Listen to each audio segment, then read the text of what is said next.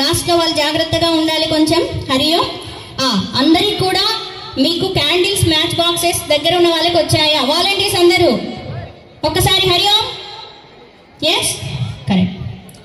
Start. Om నమః శివాయ. ఓం నమః కవిత. ఓం నమః శివాయ. ఓం నమః శివాయ. ఓం నమః శివాయ. ఓం నమః శివాయ. ఓం నమః శివాయ. ఓం నమః శివాయ. ఓం నమః శివాయ. హర నమః పార్వతీపతయే హర హర మహాదేవ శంభో శంకర. బోలియే శ్రీ సద్గురునాథ్ మహారాజ్ की.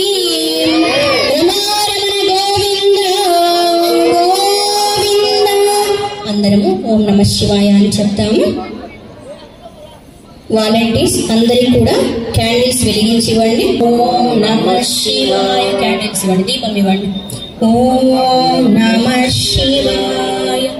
ఓం నమ వేరే ఇవ్వండి, క్యాండిల్ ఇవ్వండి. ఓం నమ శివాయ. ఓం నమ శివాయ.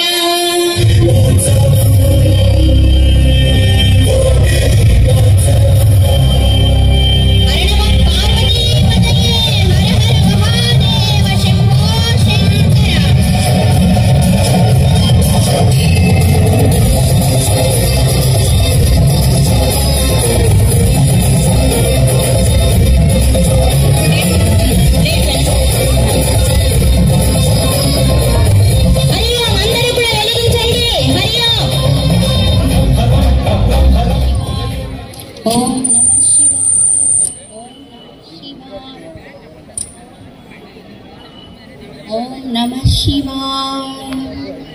హర నమ పార్వతీపతయే హర హర మహాదేవ శంభో శంకర్. అందరికీ హరి ఓం ప్రణామాలు. అందరము కూడా ప్రశాంత చిత్తంతో కళ్ళు మూసుకొని పరమశివుల వారిని 1-2 నిమిషాల పాటు ధ్యానిద్దాం. నిశ్శబ్దంగా ఉండాలి అందరూ కూడా. ప్లీజ్ అందరూ దయచేసి నిటారుగా కూర్చోండి. చిన్ముద్ర కానీ ధ్యానముద్ర కానీ పెట్టగలరు. హరి ఓం. అందరూ కూడా నెమ్మదిగా కళ్ళు మూసుకొని మీ ఇష్ట దైవాన్ని, సద్గురువుని ధ్యానించగలరు. వారి పాద పద్మాలకి నమస్కారం చేయండి.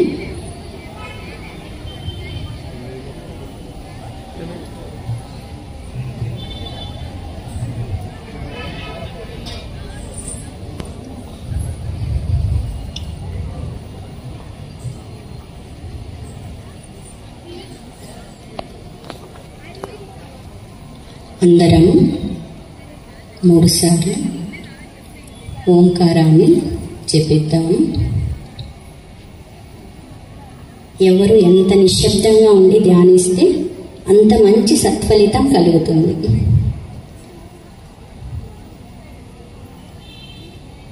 అందరూ మంచివారు, చెప్పినట్లు వింటారు.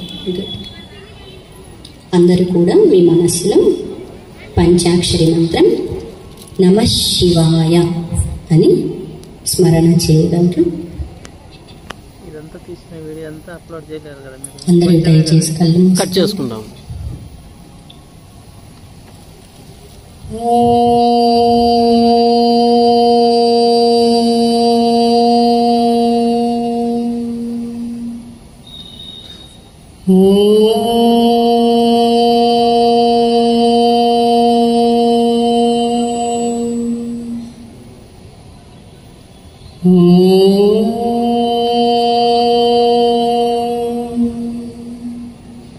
ఓం శుక్లాంబరధరం విష్ణుం శశివర్ణం చతుర్భుజం ప్రసన్నవదనం ధ్యాయేత్ సర్వవిఘ్నోపశాంతయే.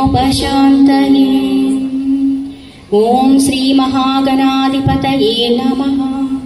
ఓం శ్రీ సరస్వత్యై నమః. ఓం శ్రీ గురుభ్యో నమః. ఓం సహనావతు సహనౌ భునక్తు సహ వీర్యం కరవావహై తేజస్వినావధీతమస్తు మా విద్విషావహై. ఓం శాంతి శాంతి శాంతి. ఓం నమః శివాయ. ఓం నమః శివాయ. ఓం నమః శివాయ. ఓం వందే శంభుముమాపతిం సురగురుం వందే జగత్కారణం వందే పన్నగభూషణం మృగధరం వందే పశూనాం పతిం వందే సూర్యశశాంకవహ్నినయనం వందే ముకుందప్రియం వందే భక్తజనాశ్రయం చ వరదం వందే శివం శంకరం వందే శివం శంకరం. హరి ఓం. అందరూ అలాగే కళ్ళు మూసుకొని భగవంతుణ్ణి ప్రార్థన చేయండి. సకల శక్తి స్వరూపుడైనటువంటి పరమాత్మ మనకు కావలసినవన్నీ అనుగ్రహిస్తారు. పరమ పావనమైనటువంటి పవిత్రమైనటువంటి శుభప్రదమైనటువంటి కార్తీక మాసంలో, అందున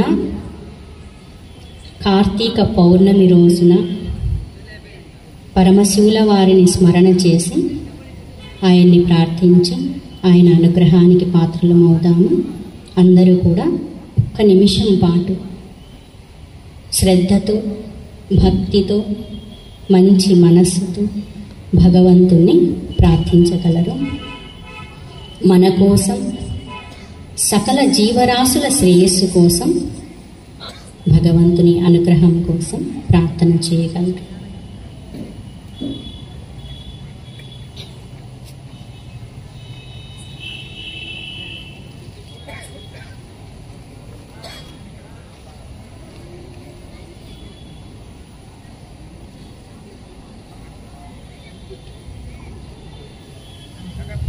ఓం నమః శివాయ. అందరూ నెమ్మదిగా మీ అరచేతిలోనికి కళ్ళు తెరవండి.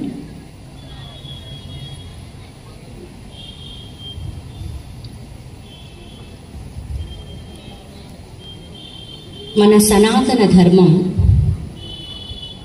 భక్తి జ్ఞానాన్ని గురించి మరియు సకల జీవరాశులకి దేనివల్ల శ్రేయస్సు కలుగుతుందో బోధ చేయడం జరిగింది. అనేక శాస్త్రాలలో అనేక మంది ఋషులు, మునులు, మహాత్ములు అందరూ కూడా ధర్మ, అర్థ, కామ, మోక్షాలు అనేటువంటి చతుర్విధ పురుషార్థము ఏ విధంగా సాధించగలుగుతారు, ధార్మిక మార్గంలో అందరూ కూడా ప్రయాణం చేస్తూ వాళ్ళ జీవిత లక్ష్యమైనటువంటి మోక్షాన్ని ఎలా పొందగలుగుతారు అన్నటువంటిది బోధ చేయడం జరిగింది. మనం ఏ పని చేసినా, జీవితంలో ఏం సాధించాలి అనుకున్నా, ఏం సాధించినా కూడా వీటన్నింటి వెనకాల ఉన్నటువంటి ముఖ్య కారణం ఏంటి అని మనం ఒకసారి ప్రశ్నించుకుంటే, చిన్న పిల్లల నుండి వృద్ధుల వరకు, పుట్టినప్పటి నుండి దేహం వదిలేసే వరకు మనం ఎక్కడున్నాం, ఏం చేస్తున్నాం, ఎవరితో మాట్లాడుతున్నాం, ఏం పొందుతున్నాం అన్నీ కూడా ఎందుకోసము అనంటే మనందరికీ కావాల్సింది ప్రశాంతత, ఆనందం, అందరము సుఖంగా ఉండాలని అనుకుంటున్నాం కదా. దయచేసి అందరూ శ్రద్ధగా శ్రవణం చేయగలరు. మనం ఇటువంటి భక్తిపరమైన కార్యక్రమాలన్నీ ఏర్పాటు చేయడానికి కూడా ముఖ్య ఉద్దేశం ఏంటి అంటే, వీటన్నింటినీ మనం ఎందుకు జరుపుకుంటున్నాము, వీటి వెనకాల ఉన్నటువంటి అంతరార్థం ఏంటో కూడా తెలుసుకోవాలి అనేసి. అందరము కూడా ఏ పని చేసినా ఆనందం కోసం, ప్రశాంతత కోసం చేస్తూ ఉన్నప్పుడు దానికి తగినటువంటి సాధన అన్నటువంటిది ఉండాలి. సాధన, సాధ్యం, సాధకుడు, ఇందులో వచ్చేసి మనం ఏదైతే పొందాలనుకుంటున్నామో, సాధించాలనుకుంటున్నామో అది సాధ్య వస్తువు అంటారు. సాధ్యం. దానికోసం ప్రయత్నం చేసేటువంటి విధానాన్ని సాధన అని అంటారు. ఆ సాధన చేసేటువంటి వాళ్ళని, ప్రయత్నం చేసేటువంటి వాళ్ళని, లక్ష్యాన్ని సాధించాలి అని అనుకునేటువంటి వారిని సాధకుడు అని అంటారు. మనందరము కూడా ఆధ్యాత్మికంగా కావచ్చు, భక్తిపరంగా కావచ్చు, ప్రాపంచిక విషయాల్లో కావచ్చు, ప్రతి మనిషి కూడా తన జీవితంలో ఏదైతే లక్ష్యాన్ని పెట్టుకొని ఉంటారో, అది ప్రొఫెషనల్ గా ఏదైనా అయి ఉండొచ్చు, ఉద్యోగం కావచ్చు, వ్యాపారం కావచ్చు, ఏదైనప్పటికీ కూడా తను పొందాలనుకున్నటువంటిది, తను సాధించాలనుకున్నటువంటి దానికోసం నిరంతర కృషి అన్నటువంటిది చేస్తూ ఉండడం జరుగుతుంది. దాన్నే సాధన అని అంటారు. అయితే ఇది ఆనందం కోసం, ప్రశాంతత కోసం మనం ప్రయత్నం చేస్తూ ఉన్నప్పుడు కేవలం భౌతికమైనటువంటి వాటి ద్వారానే లభిస్తుందా అంటే, అప్పుడప్పుడు కొంచెం ఆనందం, ప్రశాంతత, సుఖం అనిపించినా కూడా మళ్ళీ ఏదో తెలియనటువంటి వెలితి ఉంటుంది. ప్రతి ఒక్కరి జీవితంలో ఏదో ఒక సందర్భంలో దుఃఖం, బాధ, విషాదం అన్నటువంటివి కలుగుతూనే ఉంటాయి. ఏవో సమస్యలు అన్నటువంటివి వస్తూనే ఉంటాయి. మరి శాశ్వతమైన ఆనందం ఎలా పొందగలుగుతాము అంటే, శాశ్వతమైన ఆనందం పొందాలి అని ఎవరైనా అనుకున్నట్లయితే దానికి తగినటువంటి సాధన ఏం చేయాలి, సాధనలు ఏమున్నాయి అన్నటువంటిది మన శాస్త్రాల్లో బోధ చేయడము జరిగింది. ఫర్ ఎగ్జాంపుల్, ఒక వ్యక్తి డాక్టర్ కావాలనుకున్నారనుకోండి. డాక్టర్ కావాలనుకున్నటువంటి వారికి ఏ సాధన చేస్తే వాళ్ళు డాక్టర్ అవుతారు అంటే, ఒక్కసారిగా జీవితంలో ఒక 24 years అట్లా వచ్చిన తర్వాత డాక్టరేట్ చేతిలోకి వస్తుందా, డాక్టర్ అయిపోతారంటే కాదు కదా. అంతకు ముందు చిన్నప్పటి నుండి కూడా పాఠశాలకు వెళ్లాల్సి ఉంటుంది, కాలేజ్కి వెళ్లాల్సి ఉంటుంది, చదవాల్సి ఉంటుంది. దానికి సంబంధించినటువంటి విద్య ఏది ఉందో దాన్ని చదివి ఆ లక్ష్యం ఏదైతే ఉందో దాన్ని సాధించడం కోసము శ్రద్ధ, పట్టుదల ఉన్నట్లయితే సాధించడం జరుగుతుంది.